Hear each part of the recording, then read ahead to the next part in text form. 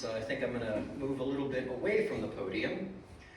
Little quick brief on, I'm seeing a lot of familiar faces, but a lot of faces I do not recognize, so I'll give a little brief about myself. My name is Mathew Smathers. I'm a volunteer on the SS Lane Victory, World War II Victory Ship Museum in San Pedro. We went on that about 15 years ago. Oh, come aboard again. We're trying to get her back to sea, and that's the prayer. We get the money, we'll get her to dry dock, she will get underway again. I've got all the crew I need, I just need the money. As with everything, we all need the money. Bottom line. Yeah. All it takes. So, my group, Storied Treasures, we've explored somewhere in the neighborhood of 55 shipwrecks, lost mines, old towns and stuff. Can you move this way? Sure. Yeah, because I want to get you both. Yeah. You know. Tell me when. Perfect, right there. Is this my good side? Thank you. I have to say for the record, Indiana Jones's whip in the movie is magic. It's always where he needs it, it's always the right length, and yet I'm telling you from personal experience, this thing is a pain. You know what? There. Now we're set. Archaic problems require archaic solutions, right? Yeah, you just need a good prop department, that's all. All right, so normally I wouldn't literally do a presentation off the cuff, but these two treasure stories that I'm about to share with you are actually very near and dear to my heart. I've been reading about them, learning about them, and one of these two I've actually searched for, and by the end of this, you might be asking yourself whether or not I actually found something. So, I wasn't going to open like this, but I think I will anyways. Circumstantial evidence is a wonderful expression. You can have a court case with no evidence whatsoever, no physical evidence, no pictures, no murder weapon, nothing. And yet the sheer volume of secondary circumstantial evidence might prove your case. You might be asking yourself if I prove the case for both of these stories by the end. So, the first story we're going to be talking about is called The Lost Love Loot. I bring this only for illustrative purposes. I'm not going to be reading it. I've already read it 100 times. This is literally the first book, Where to Find Gold in Southern California. I saw this book back in probably 2005, 2006. Quite literally, put the fedora on and went looking for the treasure that same year. The background of the story itself is very vague, but we're going to get a little deep into details here. So the critical part is there was a stagecoach robbery on the Butterfield Overland stage. Now, the Butterfield was one of several overland stages, of course, I'm sure we're all well aware, that ran across the United States and the territories. However, it's critical to the story because every version of the story, and there's at least 7 of them, all mention the Butterfield stage, which only existed between 1858 and up to the American Civil War in 1861, and it ran from San Francisco to St. Louis and vice versa. Now, let's see, we've got our laser pointer. Ooh, I love this thing. I love these. Make my presentations that much easier. So, this little pet, this is Fort Tejon, which I'm sure many of you are well aware of, still exists, a wonderful museum, Civil War fort, and we used to do reenactments there. So between Fort Tejon and LA, you have this nice long stretch here. And this is critical to the story. So this is an actual photograph from I'd say about 1860 of the Butterfield stage in Arizona. Some artwork of the same. Now, Simi Valley was one of the areas that the Butterfield stage would pass through by way of the Santa Susana Pass, coming through the pass to Chatsworth and then down to LA.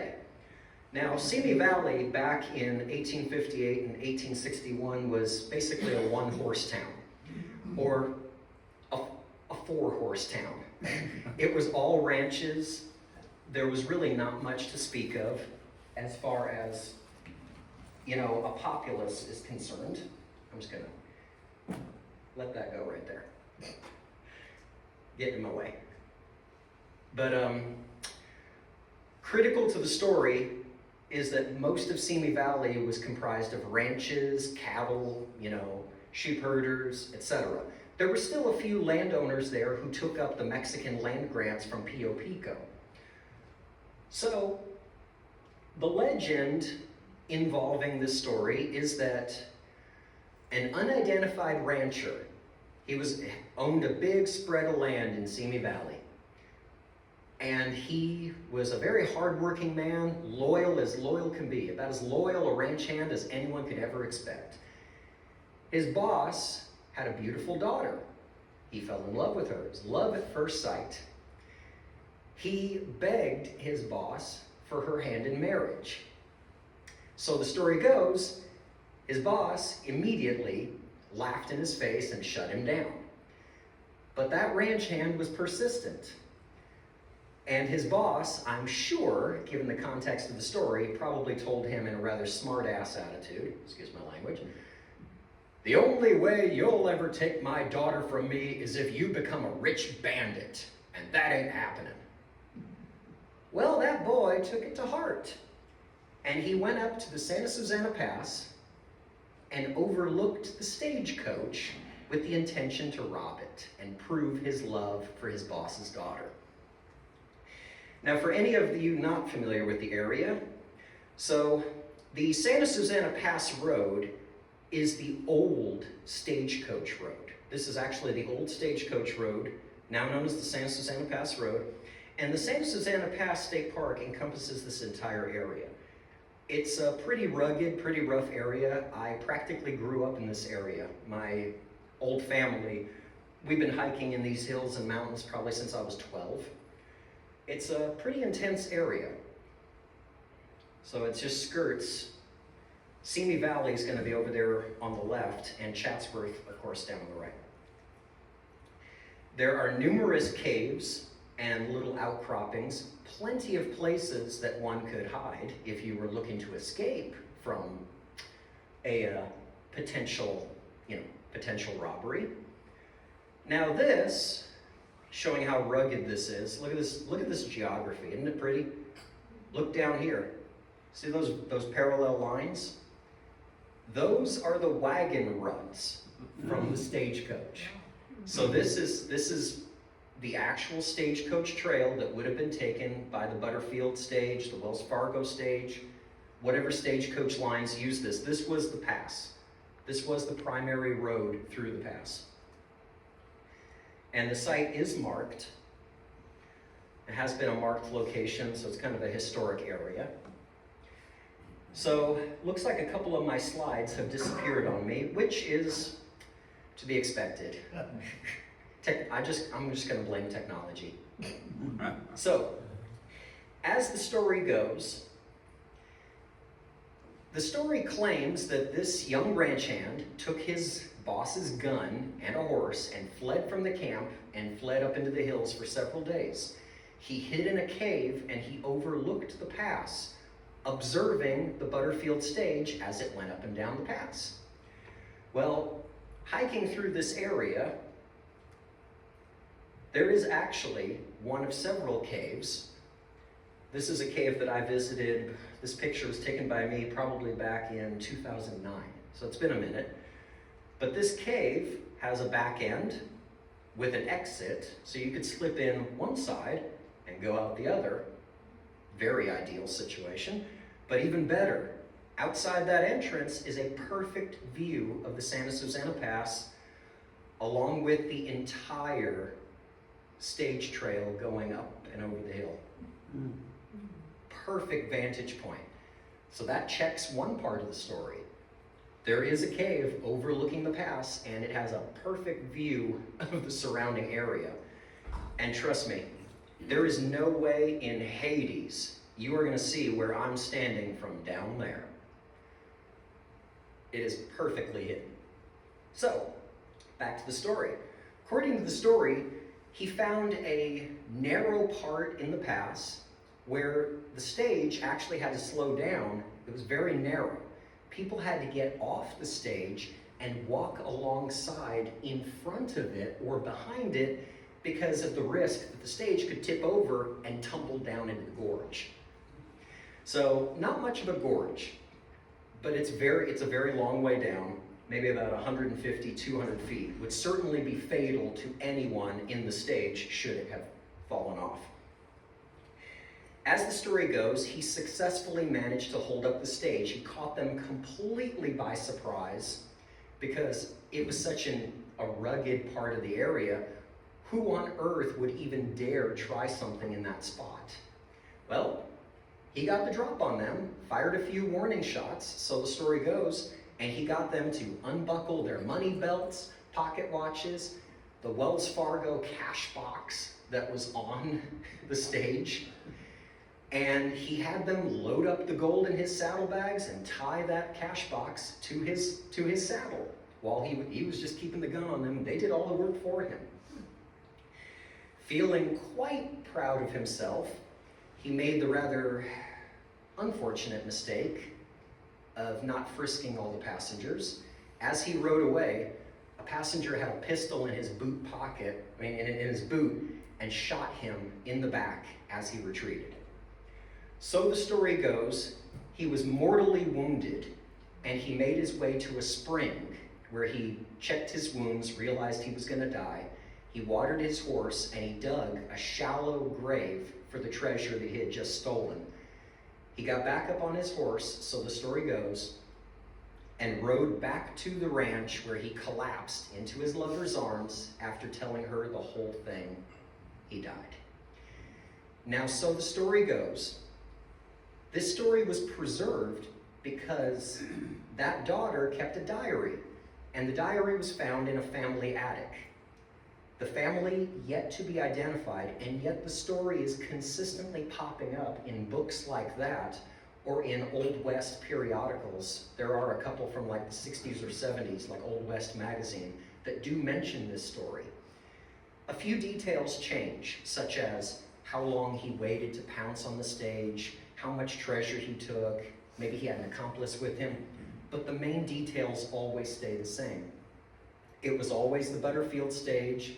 He was always hid up in a cave, tried to rob it because he fell in love with the boss's daughter, got mortally wounded after successfully robbing the stage, buried the treasure near a spring, and then rode away to die in her arms. Those details never change. This picture was taken by me in 2009. This is like 1.5 miles, 2 miles from the cave. And this is a very narrow stretch where if you were on the stage, you would want to be walking behind it.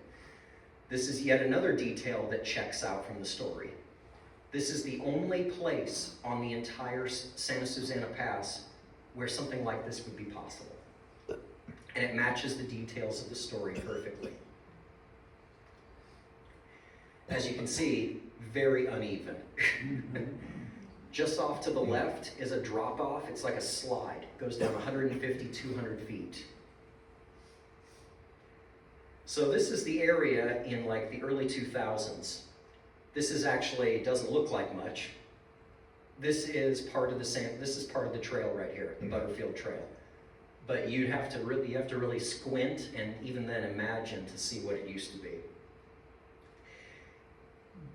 This area, that's my former best friend, Lee. He and I actually grew up together. We explored this area.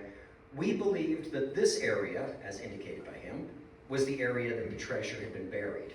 The reason being, unlike most of the pass, which had just recently been burned in a fire, this area always remained green. And reason being, down below is a little gully where there was a natural pond fed from an underground river. Maybe the spring? Also worth noting, this area is not going to look familiar to anyone, but you are well acquainted with the name of this place. This is the back property of the former Spawn movie ranch. So that name should ring more than just a few bells. For those that don't know, Spawn Movie Ranch was a very famous early Hollywood Western location. Dozens and dozens and dozens of Westerns were shot there, and it, even more infamous, was taken over by the Manson family way back when, and they were holed up there for several years. There's actually supposed to be a cave somewhere up in these hills where Manson used to go with his followers, but I was not successful in finding that. Although I have seen pictures of it, so it does exist. And proof the fedora has always been there. So more pictures of the area. This area is quite fascinating. So it's worth mentioning that my friend Lee and I, we made one trip up there. We made multiple trips up there, but one in particular stood out because it was a last-minute thing. We didn't have a camera with us, and we were just hiking up and down the trail looking for anything of interest. We found a horseshoe. We actually found an old blacksmith horseshoe on the stage trail. So I would have brought it today, but it is packed in storage. But believe me, I wanted to bring it here so I could, share it with everyone. The other thing that was found was not this, I wish. So you just have to take my word for it. It started to rain, and as we were leaving the pass, we were crossing through that little brook area that I showed you previously. We saw something sticking up out of the ground from under some tree roots, and we got ecstatic thinking it was a box. Lee, I'll never forget this, he took the heel of his boot and he kicked it as hard as he could, and it busted wide open. It was nothing. It was a rectangular piece of steel, or really old metal. And I looked under it, I looked over it, didn't find nothing. It wasn't until about 6 months later, we went to the Wells Fargo Museum, and I saw this cash box on display, and I realized, to my horror, Lee had destroyed the lid off a Wells Fargo pass box. We went back, all I found were pieces of metal. We dug into the ground, believe me, we dug into the ground, and we didn't find a dang thing. We found the lid, which was fascinating in of itself. We found what was left of the lid. So this is the view of the Santa Susana Pass Road from the spot where we just were. The cave is just over there, out of sight. It's just on the ridge. The ridge kind of goes down and then comes up again. So we'll get to that in a minute. So, before we jump into the next one, the story might have ended right there in 2009 and 2010 had it not been for something that happened completely unrelated in 2017. I was metal detecting in the beach in Santa Monica, and I'm just metal detecting. I found a little bit of change. This monstrosity, this machine comes rolling up the beach, and it looks like a tractor on steroids with all these rakes and chains and nets. And I've never seen anything like this contraption before in my life. I watched it, and it suddenly dawned on me, oh my God, it's cleaning the beach. I might as well pack up and go home. They just found everything. They just passed me by, and I'm like, well, so much for metal detecting. I went to, I think it was Gladstone's. I went to Gladstone's, and I ordered some lunch. I'll be darned if those city workers didn't pull in and pull up to the bar. I was feeling generous, and my curiosity was getting the better of me, so I bought them a round of drinks. Alcohol has a funny way of making you talk, wouldn't you say? Funny enough, because I haven't had a drop yet. Seriously, there's a problem with that. I was asking them, and they explained to me, I said, hey, what's some cool stuff that you guys have found? They're like, oh man, we find rings, we find cell phones, we find glasses, we find keys. Oh, my buddy last week, he found a Rolex. He's wearing it. Hey, show him your Rolex. And he showed me this Rolex, and sure enough, the dang thing was too big for his wrist, but he was wearing it. And then this other guy chimes in. This is playing out like a movie. I swear, but I swear, God is my witness, I'm telling the truth. Guy tells me, I got it all beat. And I said, oh, what you got for me? And he said, well, you know, you're probably too young to remember the Northridge earthquake. And I'm like, oh, I'm familiar with it. I mean, I was little, but I don't remember it. What about the quake? He said, well, back then I was working road work and we were fixing the roads destroyed by the earthquake. Well, we were repaving the road in the Santa Susana Pass, and all of a sudden, you know, I'm following with the steamroller and we're laying fresh blacktop. All of a sudden, everyone gets all excited and they start waving their arms around and people are screaming and shouting, the dozer stops. We had just mowed over a box and the lid went flying or some shit, but all over the ground were $20 gold coins. And I said, how many did you find? It's like, oh man, there were so many of them. Look, I picked up 2 handfuls and we were all going crazy. And there were coins everywhere. And me and my buddies and like 3 of us, we got coins. All of a sudden our supervisor comes over and he knocks the coins out of our hand and he says, hey, none of you breathe a word about this to anyone. You aren't here to dig up treasure. I don't give a rat's ass about this. Start that machinery again. You pick up what you can get or I'm gonna bury you under the road. They started the machinery again, and the workers took whatever they could, which wasn't much. It was only like maybe 2 handfuls, maybe a handful, if that, of coins apiece. The dozer covered the rest. That would explain, because the spot he described was adjacent to the Rocky Peak Church, not even 25 yards from where I found the lid. So, in conclusion, for this story, the treasure might have been found, and the treasure might still exist under the road of the current Santa Susana Pass, which does follow part of the Stagecoach Trail, just near the remnants of an old spring, like the story says. But then again, who's to say? Legends are a funny thing because there's usually always a kernel in truth to these legends. And yet, they get stranger and stranger. Some of them are as strange could be, like this guy. Now, has anyone here actually heard of this legend before? The Lost Ship of the Desert. Has anyone heard of this legend before? Once upon a time, this used to be one of the most famous treasure legends of the Southwest. Depending on who you ask, it could be, are you ready for this? 1959 Calico Press. It could be a Spanish galleon with her belly full of pearls and gold.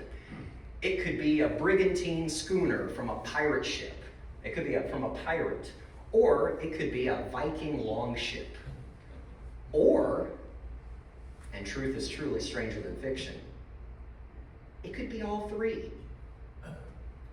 So, we've got the first part of the legend, and this is probably the most famous one. Fun fact, in the 1580s, there was a captain named Juan de Iturbe who sailed out of Acapulco, and he was commissioned in about 1585 to go on a pearling expedition along the west coast. Now, according to the legend, there were 3 ships. Iturbe sailed up and down the coast on a pearling expedition because they loved their pearls. Well, he wasn't having much luck. His pearl divers, generally they were native slaves or, like folks that were imported over from the Polynesian because the Spanish had one of the biggest trade routes in world history, second only to maybe the Roman Empire. They dominated the world's oceans once upon a time. The pearl diver was simple.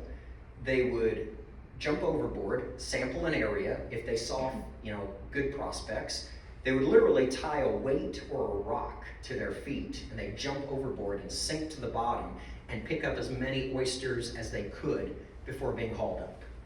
Such was the process. But they weren't having much luck. They'd been at sea for 8 months, almost a year, and the ships are mostly empty. But lo and behold, they're sailing up and down the coast, and they trade with the natives ashore in presumably San Diego. Well, in the baskets are pearls. The natives don't care about these things. To them, they're worthless, so they're just collecting in a pile. So Iturbe, being the shrewd man that he was, makes a trade. Food, clothing, and tools for the worthless rocks. The trade was a poor one. The Indians discovered worm-ridden food, moldy clothes, and rusty tools, and they were pissed. They chased Iturbe and his crew back to their ships and wounded the captain of one of the ships in a horde of arrows. Now they're down to 2 ships. One ship's taking the wounded captain and their wounded sailors down to Mexico. Got 2 left. Well, they continue down. Now they're going down near Baja. All of a sudden, there's a grinding sound and the sound of people screaming. The second galleon has just run aground and ripped its bottom open. The pearls and the crew are transferred to the one remaining ship. Now there's 1. It had been exceptionally stormy that year, and it was a lunar high tide. The ships rounded Baja and kept on going, and kept on going, and kept on going. Because in a freak incident, the Gulf and the Salton Sea Desert were now connected by a waterway some 45 feet deep. Put a sticky note in that, because that is going to come into play as we get further along. As the story goes, the Spanish, because back then their maps showed California as an island, they thought they had just made this great discovery, so they kept on going until they realized they were running out of water. And worse yet, the water was receding and coming back on them. They turned their ship around and headed for the Gulf, only to find that there was about 20 miles of sand separating them from the ocean. They sailed around and sailed around and sailed around until finally they became stuck and the water dried up.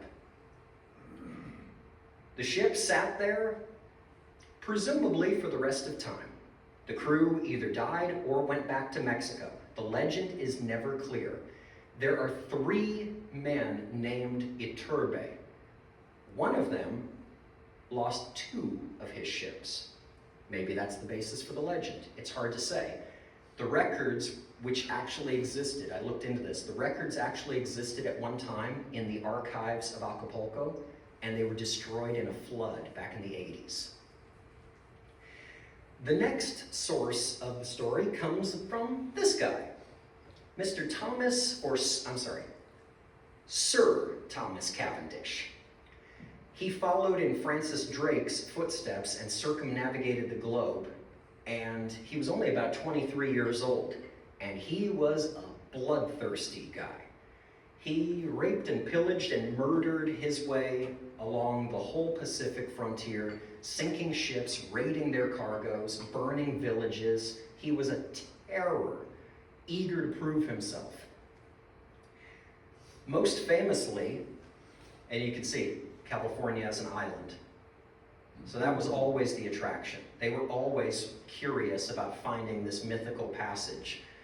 If memory serves me correctly, it was called the Straits of Anion, a mythical waterway that either showed it was an island or actually went from ocean to ocean. He who controlled this fictional waterway could control the oceans of the world. So Spain had a vested interest, and so did the British, in finding this passageway.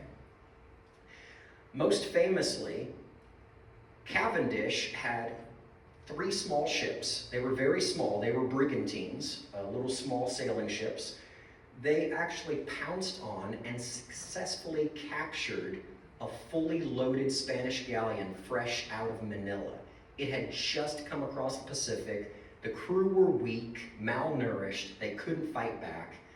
But for what they could fight, they fought for 6 whole hours and dang near killed Cavendish's crew. But he won the day. And Cavendish had so much treasure, he could not hold it all between his 2 to 3 ships. Whatever he had, he literally threw overboard, and it's still there to this day. And this is documented. It is there somewhere, wherever this engagement took place. He burned the ship to the waterline and marooned the Spanish crew on the shores of Baja. But the Spanish were clever. They raised the wreck of the Santa Ana, fitted it with a makeshift mast, and actually sailed it back to Mexico. Cavendish went on and to become a national hero. But one of his ships disappeared. The HMS Content, her belly loaded with treasure. She disappeared in the middle of the night, and no one has ever seen her since. Presumably, she got separated from Cavendish and sailed north, up the mythical passage. Now, the Kumeyaay Indians, they've always dominated. This is their old territory. They were always in this region. They have a fascinating legend concerning a great white bird that once came to their shores. About how in ancient Lake Kahila, one day, they tell this story over campfires, it's passed down through oral tradition. One day, a great white bird came upon our shores. The bird got its beak stuck in the sand. Over time, the winds blew in and the bird's feathers all fell off. Then its great wings came crashing down, and the sand of the desert claimed it where it is to this day.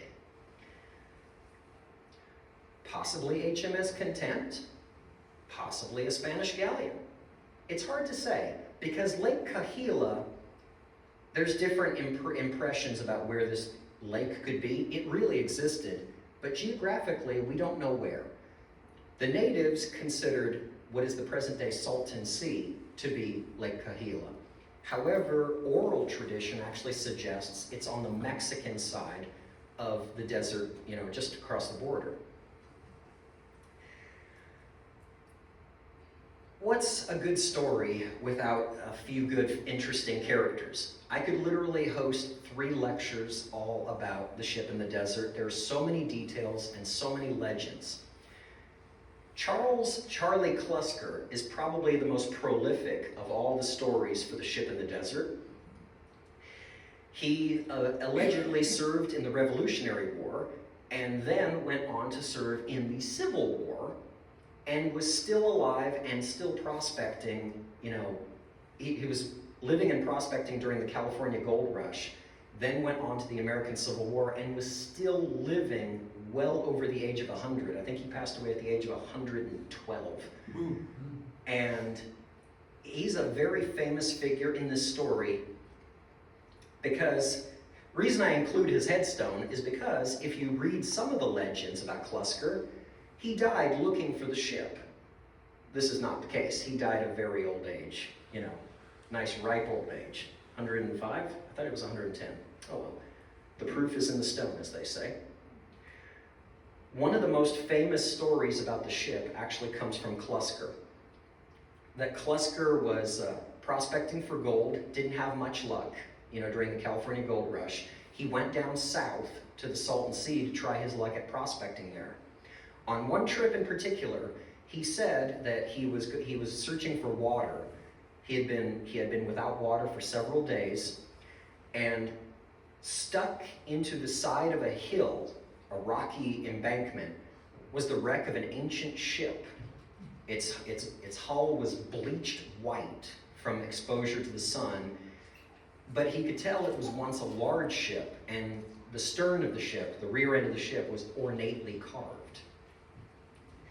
He could not get below because the hatches were buried in sand, but he came back to, if memory serves me correctly, I think it was actually, what is the fort? Fort Yuma. He went down to Fort Yuma, traveled across to Fort Yuma, and actually got a search party. He convinced a number of people to actually accompany him back to the desert to this mystery ship. He went once, twice, thrice, couldn't find the spot again. People accused him of being a crackpot and a con artist. He was just using the story of the ship, which was by this point actually a very well-known legend. in the general area. It's actually kind of ironic that in this context, in about 1858, 1860, the ship was actually general knowledge. The people around there, from what I've learned over the past 20 some odd years of reading about this, people knew about the ship. So it was so common that people would walk across the desert and they would make notes of it in their journals, and they would just keep on going. So there was something in the desert that was attracting everyone's attention. Whether Klusker actually saw anything or not, or whether he was truly just a con artist looking for lost gold, I think there were rumors of like Apache gold being hidden down there. That truth died with him. The next story is so fantastic, it could only be true. I told you this story just gets crazier and crazier. A Viking ship. So, right about here is where most people would probably walk out from the presentation. And I don't even hear myself. Did I lose the microphone? We lost our sound, I think. I think we lost the microphone. Hello? Hello? We have lost the microphone. It's okay, I got a set of vocals on me. Battery. Sorry. Right at the most exciting part. That's okay. You don't need it. I don't need it. I'll just.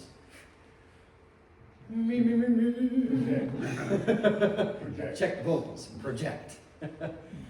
So, the third ship that is popped up in the Salton Sea is none other than a Viking ship. And again, this is where most people would walk out, except there is a very, very curious legend that was told to me directly by a 90-year-old gentleman that used to be a customer of mine back when I used to work in a jewelry store once upon a time. Guy was my customer, I fixed his watches, I changed his batteries all the time. The guy told me there is a tale from old Mexico that they used to teach in class, and they don't teach it no more, about how one day, way back, Vikings actually were some of the first people to land in central Mexico. And there's a lot of debate about this, but there is actually some archaeological proof that Vikings did make it to North America. Whether they made it to Central America is hotly debated. But according to what he was taught when he was in school, a group of Vikings landed in central Mexico, and according to his story, what he was taught is a group of Norsemen came to Mexico, they settled there and traveled inland where they met another clan of their own. Based on this legend, and we know that the Norsemen were phenomenal navigators and world explorers. If we believe half the legends told about Vikings, they probably conquered every waterway on the planet centuries before Europeans even got involved. But according to this legend, one group of Norsemen made the journey around the Northwest Passage. Now we do know, archaeologically speaking, Viking ships actually did land in Canada and parts of North America, and that there were more than one of them. We don't know what happened to them, so it's kind of a gray area. The story goes that one of them actually made it around the Northwest Passage. Not a big vessel. They were used to cold conditions, not unfeasible. It's not impossible by any stretch. But that they came down along the west coast and they went up the waterway until they ran into themselves, another group of Norsemen who were also exploring. Maybe they were map makers. But that they parted ways. One vessel went north up the present-day Baja coast. The other group went east to return back home. This group would have found itself in the present-day Salton Sea Desert, and there is a legend. There is a legend. It's so incredible, but it's true. There is actually a legend told by the same Indian group. I'm missing a picture here, I think, or I got misplaced. There is a legend among the natives, the tribe that I mentioned earlier, about a group of warriors who came to them one day in a serpent-necked canoe. And they were led by a woman who had flaming red hair. They became part of the tribe, were accepted within their ranks, and this is why to this day members of that tribe have blue eyes, blonde hair, or red hair, an offshoot from the ancestors that landed to their shores millennia ago. But is the story true? It's hard to say, as with all things legends. So this is an AI-generated image that I made specifically for this. I'm not too worried about technology taking over just yet. It took me 100 tries to get that hanged up. So, you know, just for the record, the AI was supposed to put the ship in the hillside, not on top. I just want the record to be clear. There is a legend that's passed around, and it was passed around in the 1930s, 40s, and 50s. There was a lady named Myrtle Botts who was a librarian in Julian. She routinely went to the Anza-Borrego Desert down in the Salton Sea area, and she used to explore the area. On one of her trips, they went through a narrow canyon into the Anza-Borrego Badlands, and about 50 to 100 feet up on the side of a hill was a ship, or a large boat, sticking out of the hillside. And it looked like a long canoe that was tapered at both ends with a swirl, she described it. The hull was bleached and looked like it might have been fossilized. But she could see clearly there used to be what looked like metal discs hanging on the side. There were racks, looked like they were made for shields. She took pictures of it. Her and her husband went back to Julian to get the film developed, and I can't remember the exact year off the top of my head, but literally that week, while she was waiting for the film to be developed, there was a massive earthquake. And it was, from memory serves me correctly, I think it was like the Long Beach earthquake, or there was a great earthquake that took place in the 1930s, a big, devastating earthquake, destroyed the film studio where she was getting the film developed. It took months for her to put her life back together from this devastating quake. It devastated Julian. Julian was hit hard, a lot of old structures. She went back to the Anza-Borrego, the Badlands, and the canyon was gone. There'd been a big rock slide, and the whole thing was sealed up. Try hiking up and over, try hiking around, she could never find an entrance into that canyon. And even if she did, the boat, or whatever it was, is probably now buried under tons and tons of rock. So, is it conceivable for any of this to be possible? Truth be told, I found this online, and I'm so grateful I did because it helps illustrate my point. In 1891, there was a lake that formed near the Algodones sand dunes in the Salton Sea from a great rainfall that occurred. Back at the time, there were no dams on the Colorado River. The river was constantly overflowing its banks, and the Salton Sea region, this entire region, is below sea level, with some areas being up to 150 feet below sea level. And down here, at the mouth of the Colorado River, just off the map, that's the Gulf. Only about 30 miles from one end to the other. So it was conceivable.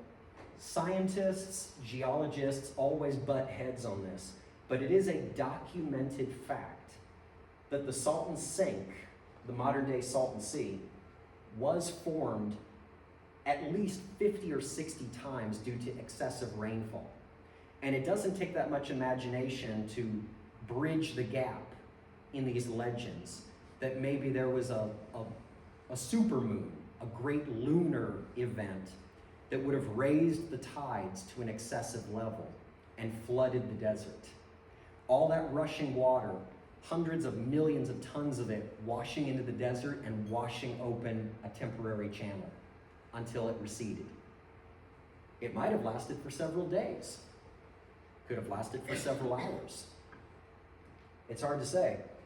Modern day Lake Kahila. So, Lake Kahila is currently known as the Salton Sea. This is the area that the Native Americans said that 2 out of these 3 legends came from, the Viking ship and the pirate ship. And this is the area in question where people claim the Spanish galleon lies. But down here, there's an interesting area. There's an offshoot called the Laguna Salada. It's a dry lake, but you can still see where the lake used to be, because if you hike down there, and I'm actually planning a trip out there, not this year, but next year to look at the place for myself, you can actually see the ancient shoreline, because you can see where the rocks are eroded and the rocks are different color. Down in the Salada is a pictograph showing one ship, one boat, with a tapered end on one end, a tapered end on the other, and oars sticking out of it. And behind it is an even bigger ship with something sticking out the front, masts. And in both cases, there's people drawn leaving the vessels. But this one right here, we can argue about this one till the cows come home, but that one right there, a boat with a tapered end on each end, oars on either side, and a single mast. Something that the Native Americans would have had absolutely zero comprehension of. This was beyond them. They're using dugout canoes. When this was drawn, nobody had any comprehension of what something like this was like. And as if like I said, truth really is truly stranger than fiction. Because in the Laguna Salada, back in 1968, an archaeologist by the name of Moreland Childers found the mast of an ancient ship protruding from the Mexican side of the Laguna Salada Desert. It was approximately dated to about the 17th or 18th century. But as you can see, they're sampling the goods. They're trying to send a test rod down in to see if they can find any wood. They didn't. But they were never able to find out what ship this was. But there it is. Something was in the Laguna Salada. Again, just like the Native Americans had always claimed. So, is there a Spanish galleon, a pirate ship, privateer ship, or a Viking ship out in the Southwest desert? The answer may never be fully known, but we could always speculate. But I think I'd like to end this with a little poem I wrote for a song I actually wrote on the subject. Out there yonder, an old ship lays dead, far beyond where mortal men shall tread. The conquistadors, they parked her well, laying so far from the ocean swells. Gems, doubloons, and pearls lie down in the sand, far beyond the farthest reach of man. And that concludes my presentation. Hope you all enjoy. Now, anyone got any? I see a couple of hands. Yes. Question, you may have heard, and I believe this is correct, it was in the newspaper years ago, about apparently a robbery of the San Francisco Mint in the late 1890s or someplace in the 1890s. Okay. And there was a couple on a hike in someplace in the Bay Area, and Coming they back to me. stumbled across, and I don't know if it was in saddlebags or what, but anyway, stumbled across newly minted $20 gold pieces. Yep. I remember reading about that. And if I recall correctly, the part of that story was that, of course, they had to share their wonderful fortune, and there was an article, somehow the insurance company who had insured the robbery from the mint, that they then said, hey, wait a minute, we paid the mint, that's now ours.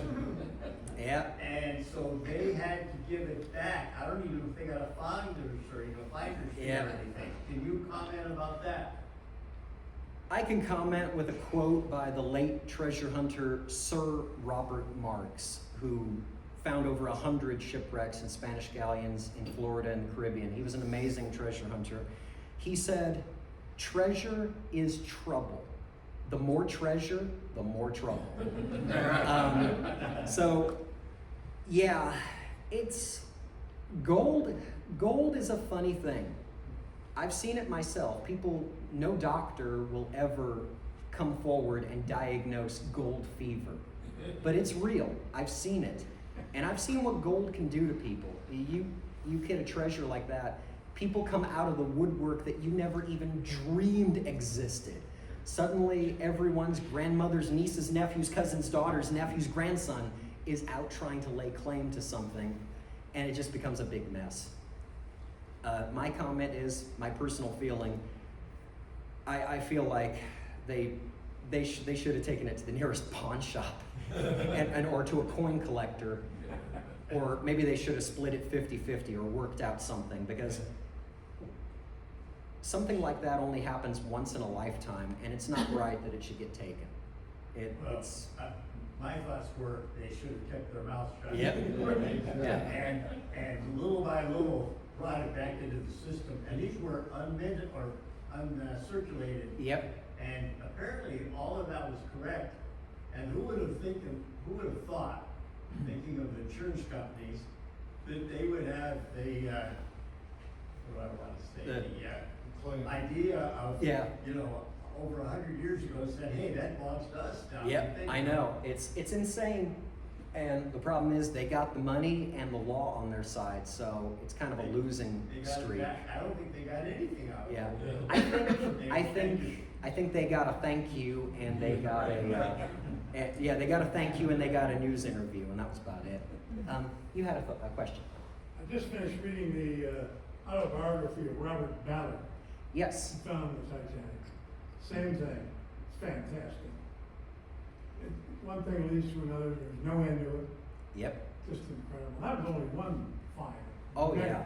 Many. The Titanic was, as Ballard himself said, it was the Mount Everest of shipwrecks. It was a mountain that was unexplored and unconquered, and he had been dreaming about finding the Titanic since probably younger than I was when I first started, getting interested in the subject. I've not had the pleasure of meeting Ballard. It was actually a very fortunate coincidence. His ship, the Nautilus, was actually just docked alongside the Lane Victory, resupplying for another research cruise. Wow. So we got to see him from 100 feet away, but the ship was there, and the Nautilus is a cool ship. But does anyone have any other questions, any comments, anything? Remember the 1857 deal off of North Carolina? They were carrying a lot of silver from Nevada around. Which, Pointage to Philadelphia. was that the Central America? Yeah. Yeah. Another The- great story. The discovery of Titanic and the Central America, those were the two shipwrecks that when I was like 6 or 7 years old actually got me interested in shipwreck hunting. Yes? You use a metal detector. Is there any other equipment that you think is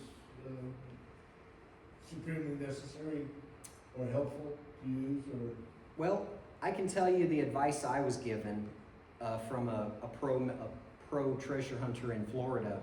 He told me that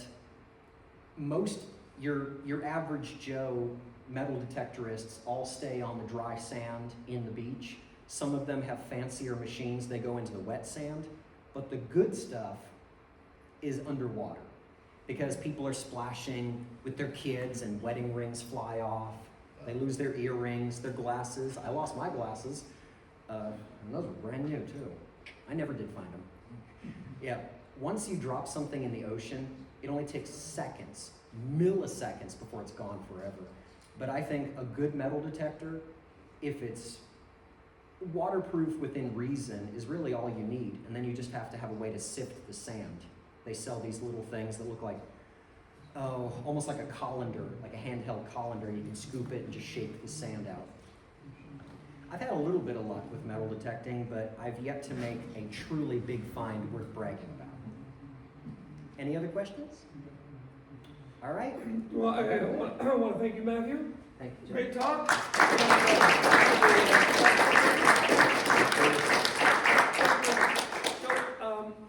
So, thank you all for coming, and we'll see you back here next month. We have a great talk by our own Paul Spitzeri, who's going to talk about the San Gabriel Mission plane. And he is an authority on all things San Gabriel, and it ought to be a great talk. So we'll see you then. Thanks for coming. Great talk. I'm glad. She wants to take a picture. Oh, all right. And, Should we do it over by the logo?